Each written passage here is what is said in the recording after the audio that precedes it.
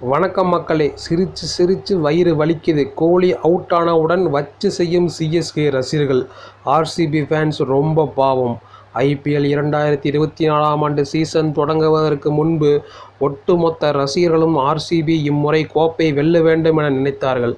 காரணம், விராட் கோலி 16 ஆண்டுகளாக கடுமையாக போராடியும் ஆர்சிபி அணியால் ஒரு முறை கூட கோப்பையை வெல்ல முடியவில்லை.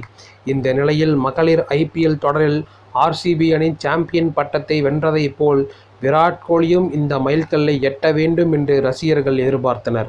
ஆனால் யானை எப்படி தன் தலையில் மண்ணை அள்ளி போட்டு கொள்ளுமோ அதேபோல் விராட் கோலி செய்த அடாவடித்தனத்தால் தற்போது ரசிகர்கள் அனைவரும் ஆர்சிபி அணியின் எதிரிகளாக மாறிவிட்டார்கள்.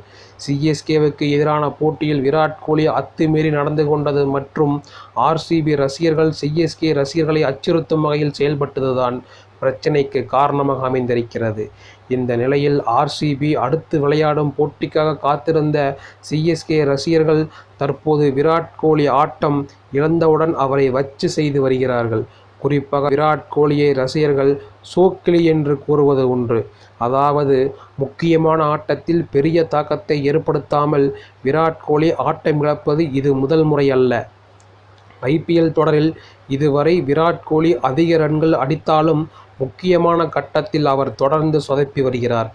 2009 ஐபிஎல் இறுதி ஆட்டத்தில் விராட் கோலி 7 ரன்கள், 2010 ஐபிஎல் அரையிறுதி ஆட்டத்தில் 9 ரன்களும், 2011 குவாலிஃபயர் 2வில் 8 ரன்களும், 2011 இறுதிப் போட்டியில் 35 ரன்களும், 2015 குவாலிஃபயர் 2வில் 12 ரன்களும், 2016 குவாலிஃபயர் 1ல் டக் அவுட்டும், 2020 எலிமினேட்டரில் 6 ரன்களும், 2022 குவாலிஃபயர் 2வில் 7 ரன்களும், 2024 எலிமினேட்டரில் 33 ரன்களும் விராட் கோலி அடித்திருப்பதை சுட்டிக்காட்டி ரசிகர்கள் கிண்டல் செய்திருக்கிறார்கள்.